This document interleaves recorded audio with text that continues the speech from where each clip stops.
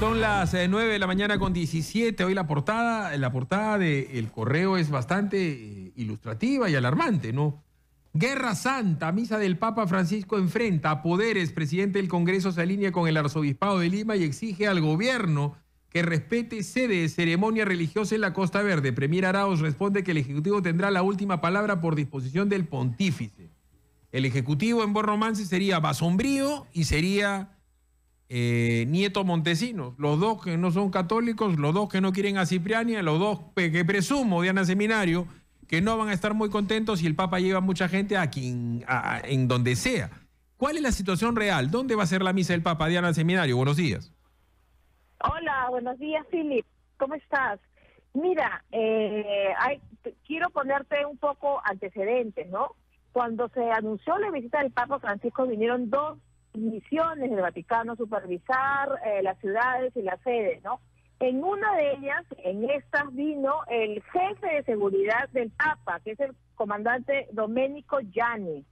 Ya, Domenico Gianni, como comprenderás, debe ser la persona que más sabe de seguridad en el mundo, porque su encargo es cuidar al Papa Francisco.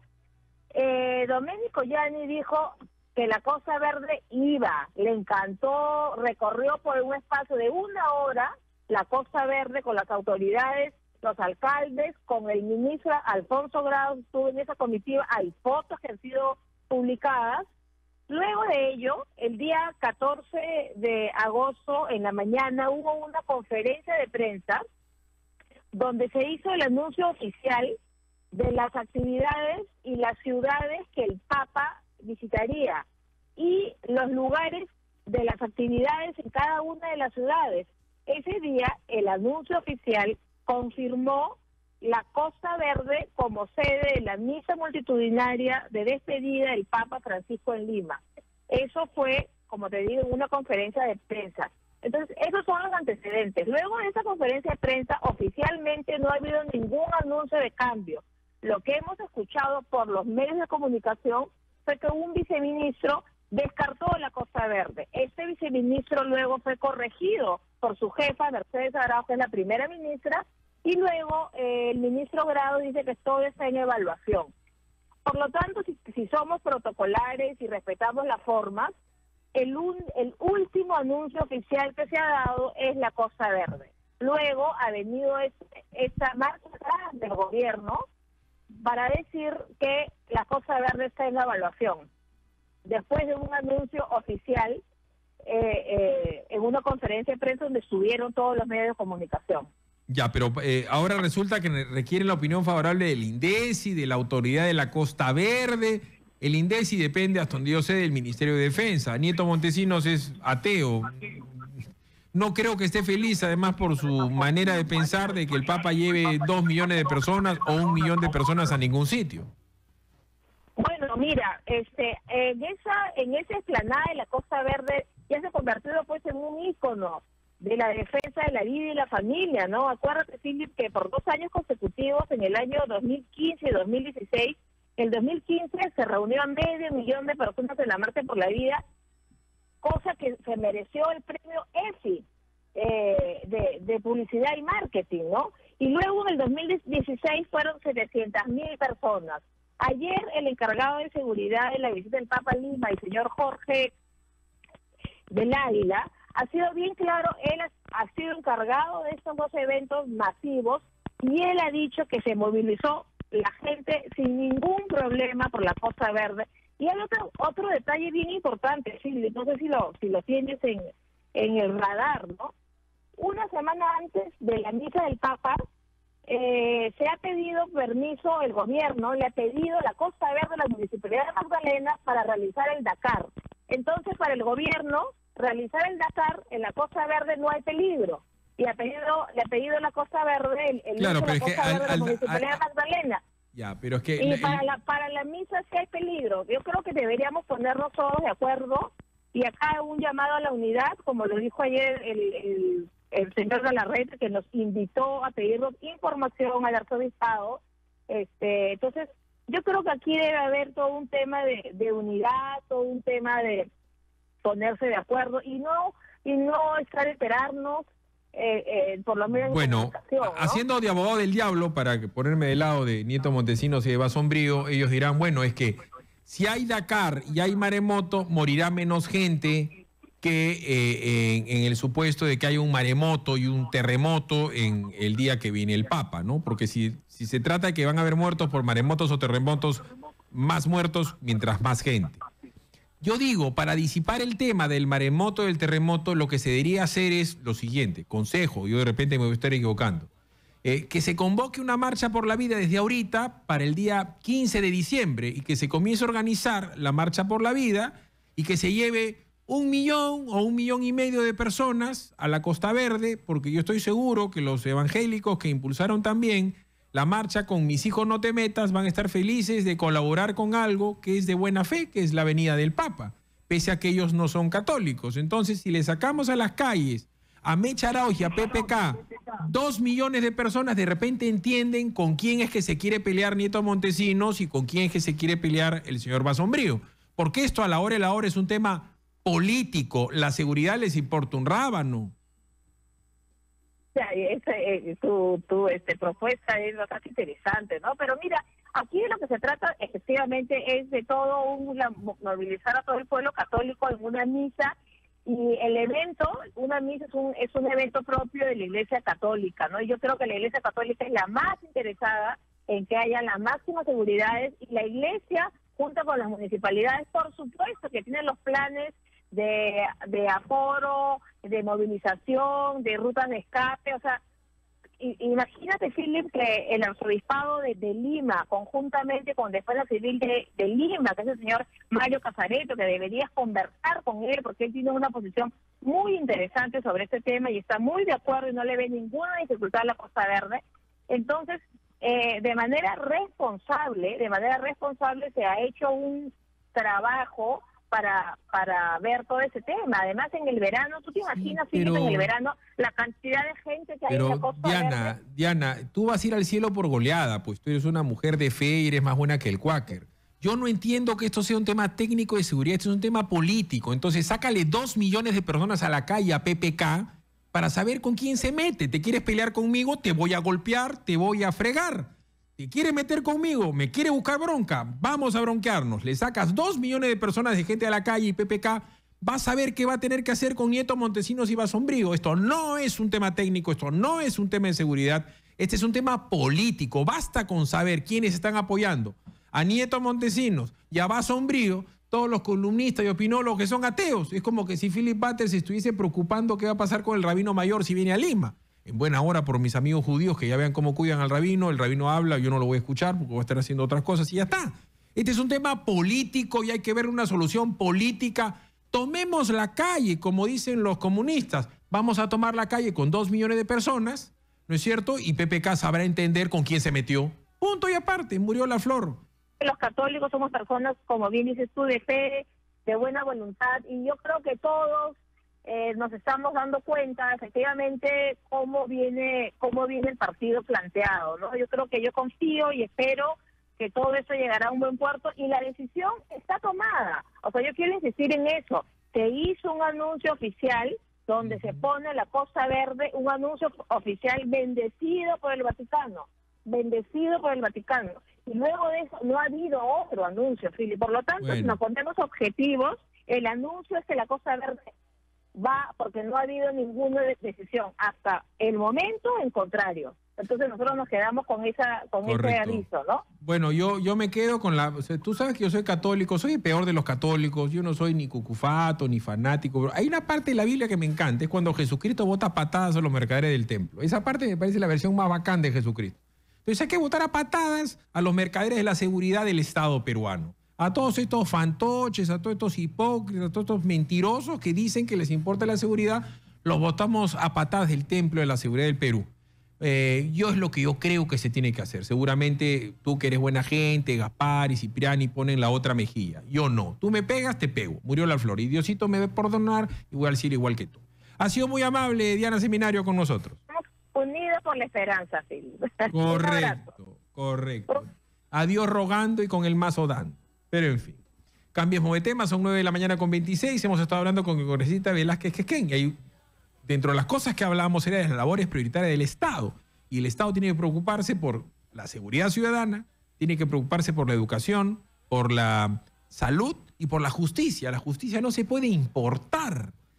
Y parte de los dramas de la Administración de Justicia es que no funciona la Fiscalía, no funciona el Ministerio Público, no funciona el Poder Judicial, entre otras cosas por la inmensa carga procesal. Hemos invitado a un especialista en Derecho para poder hablar del tema de la carga procesal y una de las múltiples soluciones que serían los expedientes electrónicos. Estamos acompañados del doctor Fernando Rodríguez. ¿Cómo está, doctor? Buenos días. ¿Qué tal, Phil? Buenos días, ¿cómo estás?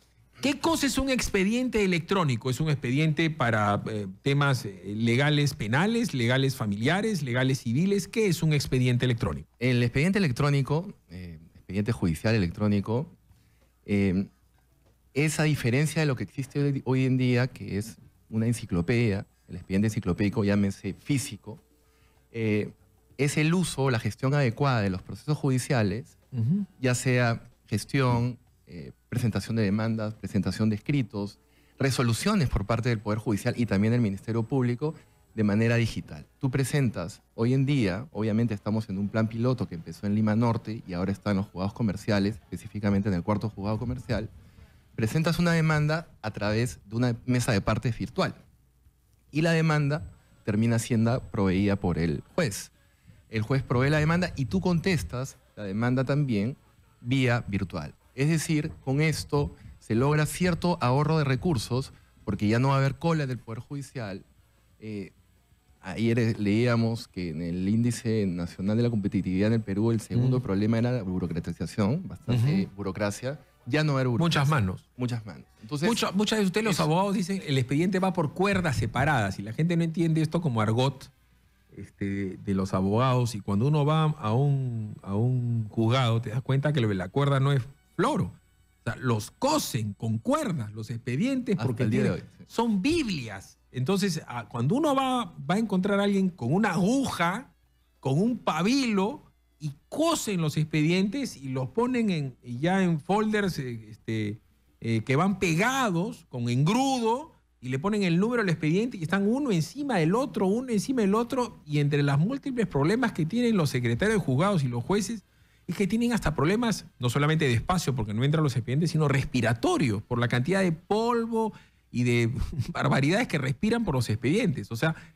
un expediente termina siendo que del tamaño de una Biblia, el más chiquito, y de 5 Biblias, el más grande. Sí, y si tienes un abogado de la otra parte que lo único que quiere hacer es dilatar el proceso, puedes tener 3 tomos en un expediente, ¿no? De hecho, creemos que esto es un avance, pero valgan verdades, todo tiene que estar alineado también con la sobrecarga procesal.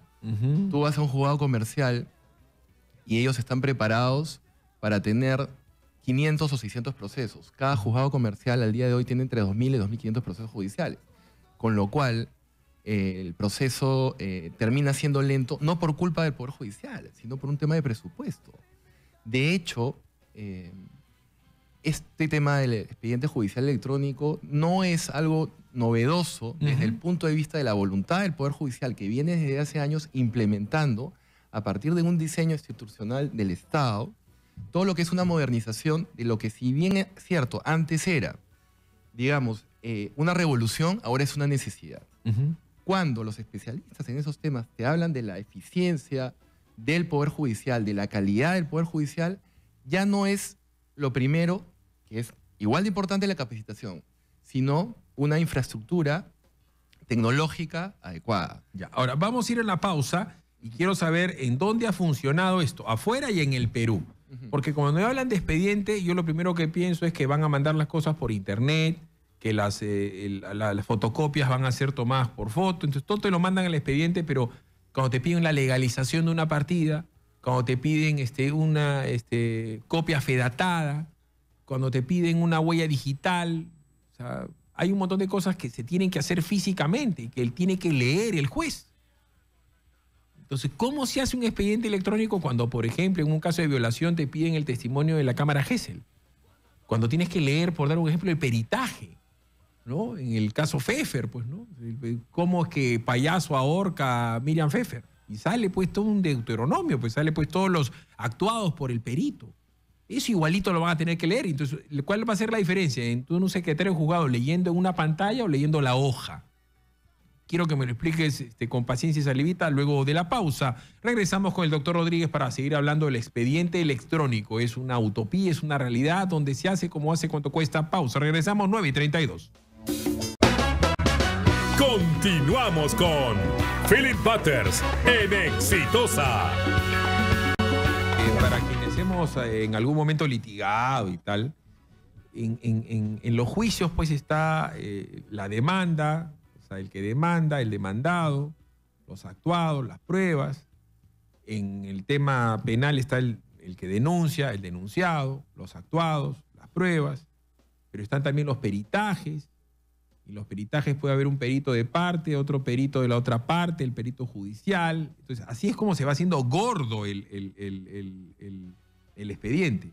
Pero hay cosas, doctor Rodríguez, que son impajaritables, que las tiene que tener el juez en la mano. El cheque rebotado, la letra protestada, el contrato que yo digo que Rodríguez firmó conmigo y Rodríguez dice yo nunca lo firmé. Entonces hay un peritaje grafotécnico y de repente hay un garabato atroz pues que Philip Butters le ha falsificado a Rodríguez y el juez pues a simple vista, pues no solamente por el peritaje, sino a simple vista ves hay mamarrachos en la prensa que se vuelven supercasos sin ton ni son. Ejemplo, el caso que yo siempre menciono, el caso de Ciro, pues. El caso de Ciro, ustedes los abogados lo miraban y decían, esto no puede estar pasando. O sea, ¿dónde está el testimonial? ¿Dónde está la intención de la chica Ponce en matarlo? ¿Cómo lo mató? ¿Cómo fue? No, todo era humo. Entonces, ¿qué cosa se digitaliza? ¿Qué cosa se tiene que ver en la mano, en físico? ¿Cómo harían? Le pido primero un ejemplo en temas civiles y otro ejemplo en temas penales. En primer lugar, cuando tú presentas el expediente electrónico, tienes que estar necesariamente alineado con tu DNI electrónico. Ese DNI electrónico va a una lectora y haces lo que se denomina la firma digital. Cuelgas tu escrito, cuelgas tus pruebas y se presenta la demanda. La contestación de la demanda, hablando de temas civiles, va también en la misma línea. Se contesta la demanda y se presentan pruebas. Respecto a las pruebas de títulos valores, cheques, pagarés y demás, esto no estaba siendo previsto inicialmente, pero ya ha variado y los títulos valores se van a dejar en custodia en el Poder Judicial. Es decir, lo único físico que va a tener el Poder Judicial son este tipo de documentos que necesariamente tienen que presentarse los originales. Ya. Con la intención que sea, digamos, que tiene que ser un documento muy, muy relevante para el proceso. Ya, ¿y el contrato que yo digo que tú me falsificaste la firma? El contrato que tú dices que falsificaste la firma, tú eres el demandado, ha falsificado la firma. Y ahí entramos al tema de la oralidad. Vas a una audiencia y la audiencia tiene que estar el juez, las partes, los peritos, y ahí cuestionan oralmente las pruebas y el juez resuelve. Entonces, aquí quiero llegar. Tú cuestionas electrónicamente, como al día de hoy sucede, cuestionas con la contestación de la demanda física, pero ahora es electrónicamente. Es en la oralidad donde se va a decidir. El juez no va a ver el papel. Sí. Dicho sea de paso, esto es un tema muy importante, pero que no se habla. Al día de hoy existe los juicios orales en la Ley General de Trabajo y el sistema procesal penal oral. Este tema del gobierno electrónico, este tema del expediente digital electrónico, de la mesa de partes virtual, no va a funcionar si no hay una reforma legislativa respecto a otro tipo de procesos judiciales, llámese civiles, que no se decida de manera oral. Funciona bien en los procesos penales. Vimos la sentencia de... Claro, porque si no todo lo pones por escrito y es largo. Llegamos a un proceso inquisitivo, o sea, no tienes el expediente físico, enciclopédico, pero vas a tener un expediente no, y además que la gente sepa que te digan, diga usted cómo es cierto que usted se llama Philip Butters. Yo me llamo Philip Butters. Diga usted cómo es cierto que conoce al doctor Fernando Ruiz. Diga usted en qué circunstancias lo conoce. Cuando lo que estás hablando es yo le falsifiqué la firma a Rodríguez y ya está. Y te preguntan de qué te vas a morir. Y eso toma tiempo. Y se va escribiendo en una máquina de escribir, ¿no es cierto? Que es a la hora una nueva pantalla, ¿no? Ya sé que no es la Remington usual. Pero te preguntan un montón de cosas que no tienen que ver con el asunto. Pero quiero insistir en el tema. Entonces, ¿qué cosa es imprescindible que se anexe al expediente y esté en físico? En la parte civil, como que me queda claro qué es lo que ustedes me dicen que no va a ir. En la parte penal ya se complica, porque en la parte penal está todo el tema de los peritajes.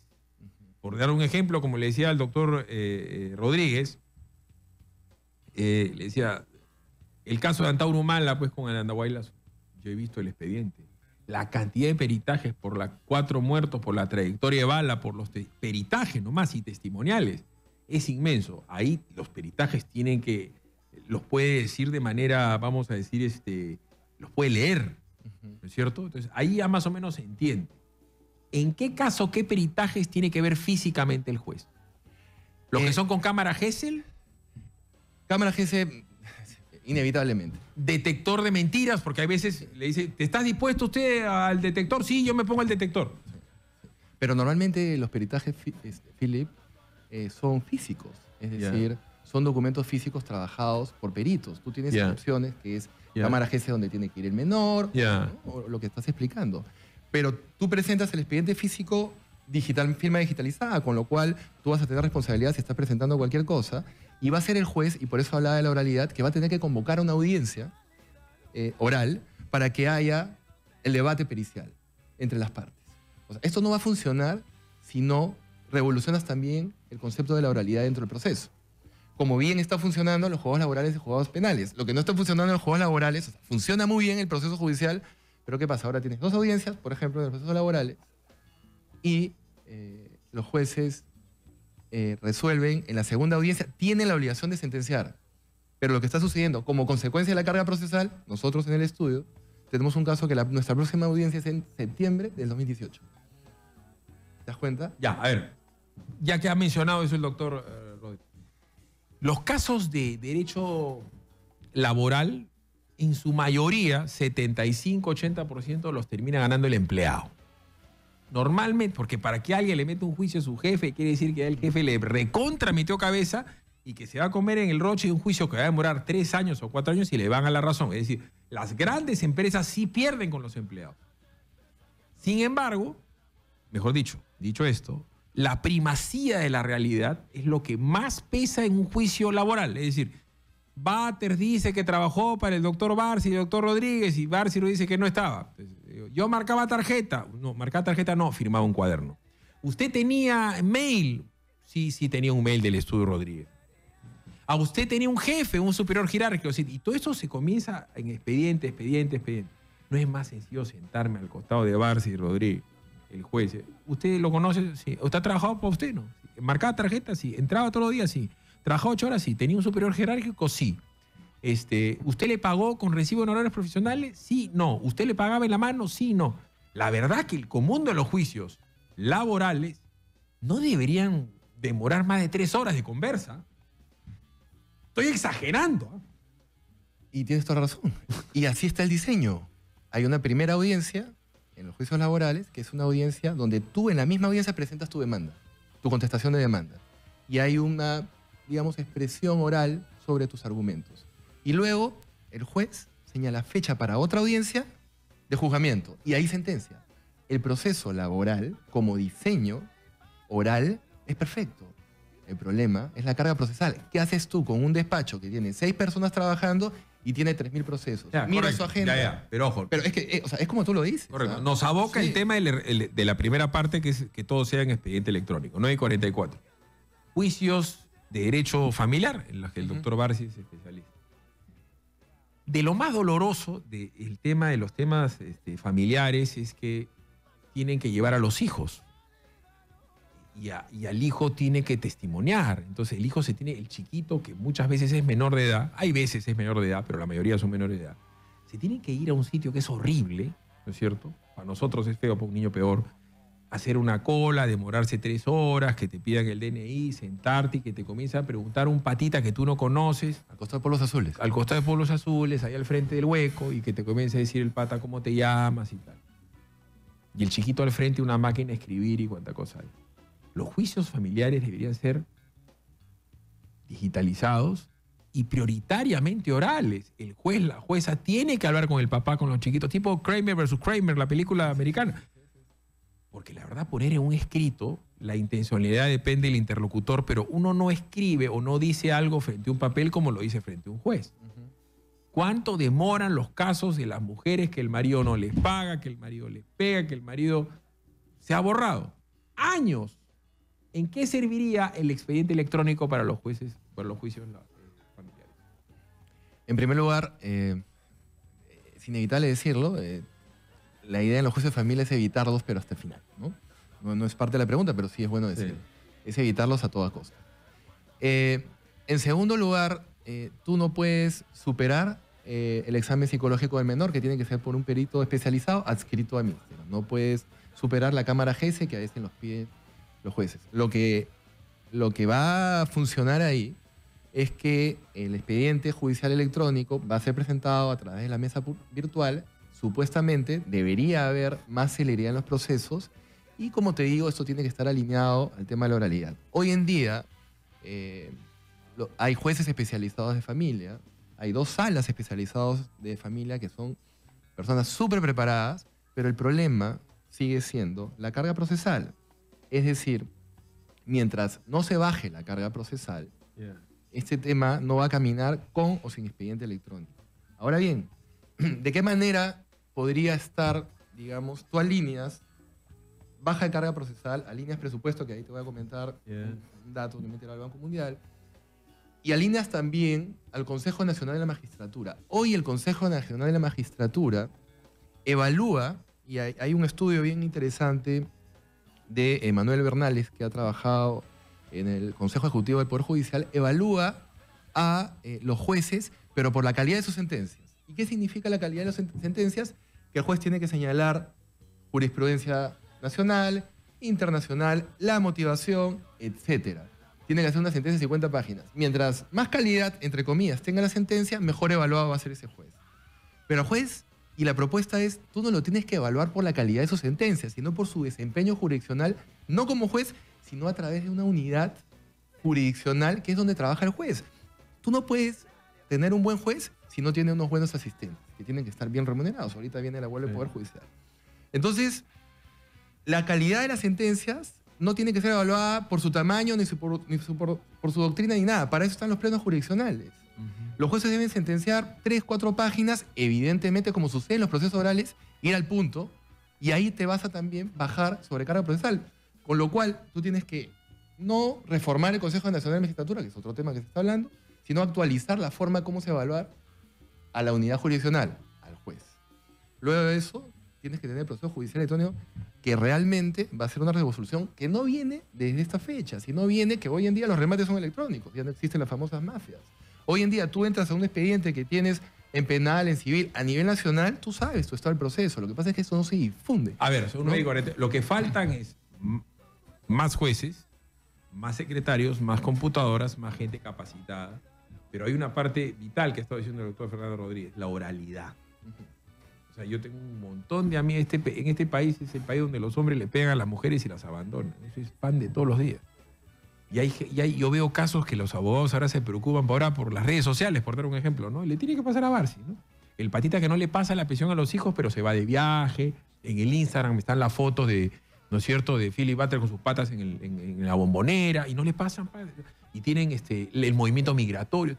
Una cantidad de pruebas de que hay un sinvergüenza que no le pasa plata a sus hijos. Está en la portada de los periódicos ahora una mamá que no le pasa plata a sus 3 hijos, mamá.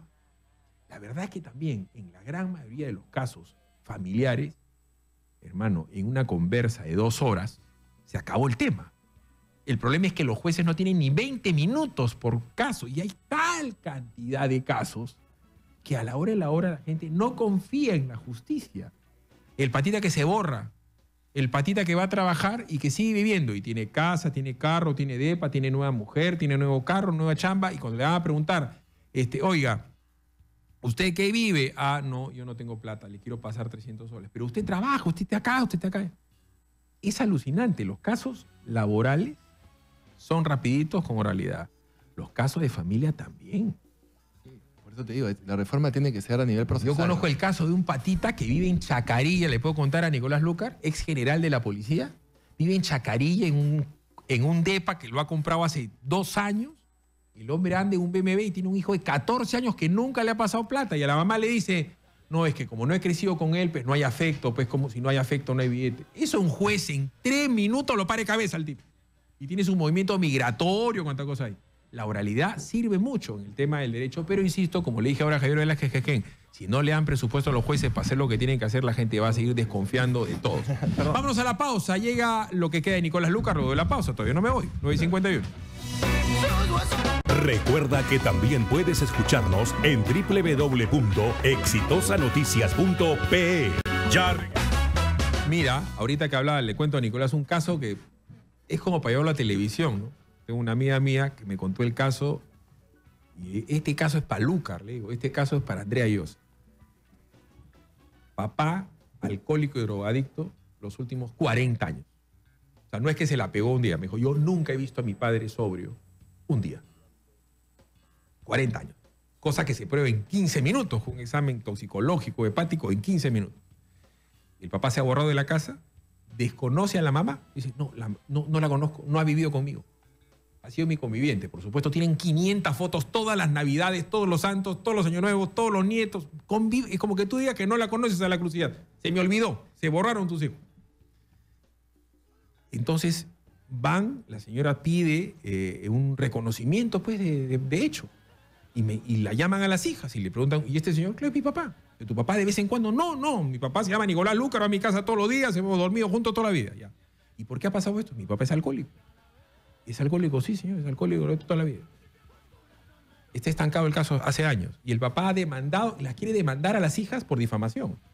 Ha agarrado las propiedades y las ha llevado a otro lado. Pero el problema, ¿sabes qué es lo que pasa, Felipe y doctor Rodríguez? Lo que pasa es que en el medio hay abogados. Yo creo que hay que ser consciente que si tienes 1 billón de expedientes que se patean de año en año, tienes una situación en la que lo que tienes que hacer es declarar en emergencia el sistema judicial. Y uno de los reconocimientos que tienen que hacer no es solo todo este tema electrónico que me parece fantástico y que debería meterse 10 veces más billete del que se está metiendo, sino que tiene que haber un cambio de chip de todos, de los fiscales, de los jueces y de los abogados. Porque en este sistema engorroso, ¿no es cierto?, que se ha creado y perverso, estos procesos de familia, por ejemplo, es una disputa. Por ejemplo, en Argentina una experiencia increíble. Cuando se presentaba una disputa de familia, primero iban a la conciliación. O sea, lo que buscaba el juez era un entendimiento entre las partes, sobre todo cuando había hijos. ¿No es cierto?, que iban a ser los perjudicados. Acá lo que vamos es a la guerra. Es decir, a ver, ¿de qué lo puedes acusar? Acúsalo de ladrón, acúsalo de drogadicto, acúsalo de borracho, acúsalo de violador. Hay casos en que el abogado empuja a una de las partes a acusar de violencia sexual a la otra. Sí. Simplemente para ensuciar el juicio y ponerlo contra la pared. O sea, no puede ser. Eso también tiene que cambiar, ¿no? Sí, es un tema claramente de los abogados también, ¿no? Nosotros tenemos casos que los abogados le dicen a su contraparte, dile que no, denúncialo por violencia familiar. Primera estrategia de un buen abogado especialista en familia para tirarse abajo todo el proceso o hacerlo largo, perjudicar, porque el tema de las emociones... Los temas de familia son los más sensibles, más que temas económicos relevantes. Familia es un tema súper sensible. Entonces, denúncialo por violencia familiar. Y se te abre un tema de violencia familiar. Dile que te insultó. Como hay violencia psicológica y hay violencia física, y la violencia psicológica es un insulto, se arma un expediente de violencia familiar. Entonces el padre se tiene que contratar, o la madre, un abogado. Y hay abogados que por A o B motivos prefieren dilatar el caso. O simplemente... No, por A o B motivos, claro, pues. Es la diferencia entre un negocio de 3 meses y un negocio de 3 años. Pero esa es la diferencia. Pero hay en el programa de Andrea Llosa te han visto y todos los casos que tú has visto de familia son absolutamente sencillos de manejar, como le digo, Nicolás, en una conversa en un careo de medio minuto. O sea, tú no podrías negar que estás casado con quien estás casado y que tus hijos son tus hijos frente a un juez con los hijos al frente. Pero entre que pase eso y toda la cuestión previa con los abogados, con la que por acá, que no es que mi papá me pegó, o sea, están hechas las cosas desde el punto de vista procedimental para que quede largo. Lo de los juicios laborales. No, Nicolás Lúcar nunca trabajó en ATV. ¿Cómo que no trabajó en ATV si lo he visto en televisión? No, en Latina no he trabajado Latina. nunca. Nunca. En serio, he trabajado para terceros. Oye, hermano. Vamos a ver. O Latina, ya que tú dices. Yo trabajaba en Latina. Yo era el único peruano en la historia del Perú que ha trabajado en televisión de lunes a domingo. ¿No es cierto? Todos los días. Tenía oficina, tenía mi mail, manejaba gente, era convocado a todas las reuniones habías y por haber del canal, estaba mi cara en la puerta del canal y vino algún abogaducho que tenían ahí de gerente a decirme que yo no había trabajado ahí. ¿Cómo? Ah, ¿te quieres pelear conmigo? Ven para acá, Ibser, ven para acá. ¿Quién es el idiota de tu abogado? Era tal la cantidad de pruebas que había, juicio laboral. Digo, tú te vas a pelear conmigo, esto te va a costar $300.000. Y vas a perder, tu abogado es un idiota. Pero siempre hay un abogado que está dispuesto a jalar. En los casos laborales, Nicolás, siempre gana el pobre. Claro, el rico siempre pierde. Pero el tema es que, o sea, nos pasa en todos los terrenos, ¿no? Porque si te pones a discutir en la salud pública, de la educación, del transporte, del tránsito, todo está en crisis, todo requiere ser declarado en emergencia, todo requiere, como digo, por lo menos 10 veces más de los recursos que le estás metiendo. Pero en el caso judicial, o sea, yo he escuchado a Duberly Rodríguez y es... Después de mucho tiempo uno escucha a un presidente de la Corte Suprema que tiene ese nivel de conciencia sobre el problema y también sobre lo que hay que hacer. Ahora, el problema es que no puede ser una barrera el que la respuesta que te den es no hay pues recursos para hacerlo. O sea, que sepas lo que hay que hacer para resolver el problema y en el país que no para de crecer hace 25 años y que va a empezar a crecer a forro ahorita por la subida de los minerales, otra vez te digan dentro de 5 años, ¿sabes qué? No hubo plata para hacer lo que había que hacer. Respecto al tema del dinero, sí, también he escuchado a Duberly Rodríguez y decía un tema bien interesante, ¿no? Que ha habido, lo que ha habido, hemos visto en los últimos meses, que viene de años, pero ahora lo que está haciendo el Poder Judicial es difundir, que antes no lo hacían los otros presidentes de la Corte Suprema, es la importancia de este expediente judicial electrónico. Han invertido el Poder Judicial de varios presupuestos que han sacado, porque dice que han hecho un esfuerzo enorme, $7 millones. Ha habido cooperación interinstitucional del Poder Judicial, Ministerio Público, etcétera, que se han reunido y han ido al Banco Mundial. Se han ido a Washington un equipo de gente y el Banco Mundial les va a prestar $200 millones. ¿Qué es lo que pide el Banco Mundial? Un piloto. Por eso el Poder Judicial, y esto se tiene que aplaudir, está desesperado para que el piloto funcione bien y está funcionando. Entonces creemos que si esto camina, evidentemente el Banco Mundial, que presta con una tasa mínima, camina con el aval del Poder Ejecutivo. No, vas a producir una transformación, porque no es solo que vas a avanzar en resolver la carga procesal, sino que vas a crear un sistema con muchísimo más transparencia, donde las posibilidades de corrupción se reducen, pues, ¿no es cierto? De una manera espectacular, ¿no? No sé con quién está chateando ahí Philly Batres. No, aprovecha, me trae acá para chatear él mientras está... Es tu programa, Batres, no te lo pases. que pasa es que cuando yo hablo de este tipo de cosas, la gente me comienzan a chatear y me dicen, me comienza a sacar pues casos emblemáticos. Ahorita una persona me llamó y me habló el caso de Rosario Ponce y Ciro Castillo. Y era una novela, Nicolás, era alucinante y no había nada, no había caso. Y se hicieron actos. Recuerden cuando transmitieron por televisión, me dicen acá, la diligencia de ¿cómo se llama? Supuestamente... De reconstrucción. De reconstrucción. Acuérdese a lo que se llegó y no había caso. O como le digo al doctor, el caso de la centralita, yo le he leído. Es un mamarracho que no se sostiene. No hay caso, la centralita. Tú la ves y no existe, todo es recorte periódico. Y acá me siguen dando casos y la gente me dice, hay muchos casos emblemáticos que han terminado en nada. Porque también está el tema del delito noticia, ¿no es cierto? Entonces la prensa tampoco ayuda. Escúchame, nosotros vamos a hacer este sábado en la revista una especial sobre los mega operativos de Basombrío y te vas a caer de espalda, ¿no? Te vas a caer de espalda. Tenemos desde gente que ha sido presentada como delincuente que no tiene nada que ver con el delito, hasta delincuentes que ellos están buscando que nosotros hemos encontrado. Así, en fa, como dicen los muchachos. Bueno, es entonces, increíble, pero en fin. Reitero, como le decía ahora a Javier Velázquez Quequeno, las funciones principales del Estado, no digo de este gobierno, del Estado, son seguridad, justicia, educación y salud.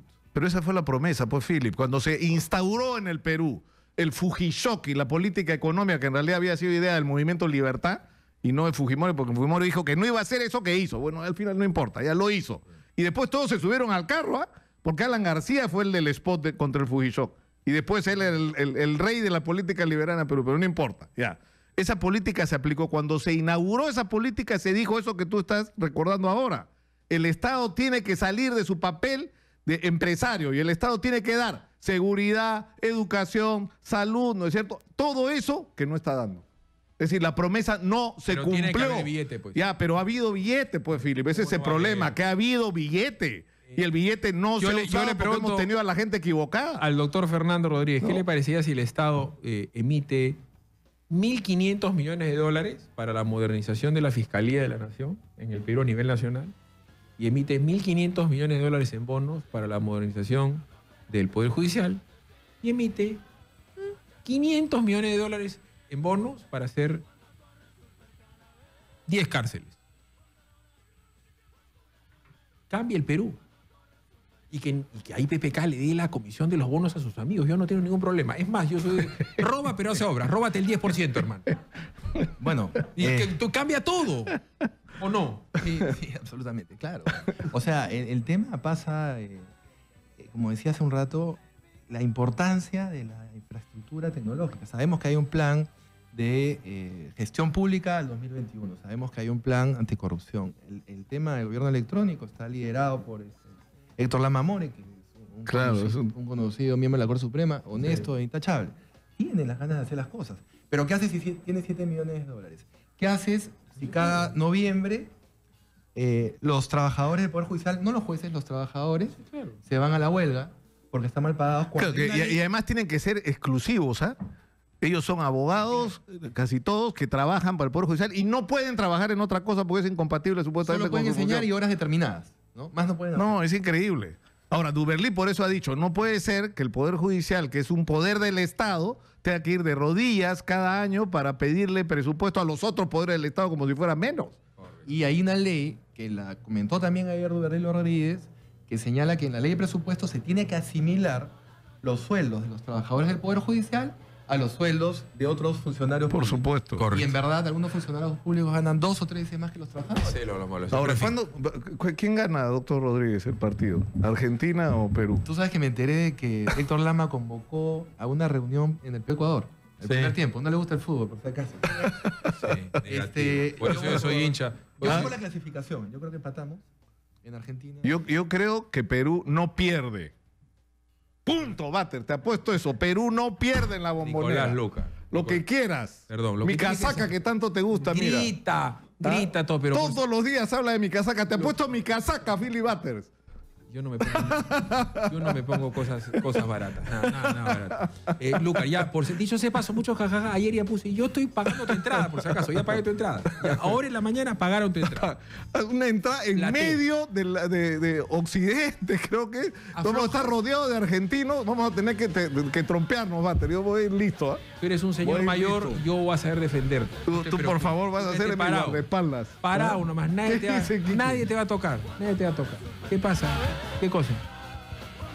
¿Ya? ¿Me voy? Vámonos, ya dice. Quique se quiere ir. Me voy. Tiene hambre, Quique, quiere tomar desayuno. Bien, yo quiero seguir trabajando. Doctor, ha sido usted muy amable. Nos quedamos con el hombre de la casaca negra, Nicolás Lucar, 10 de la mañana con 6.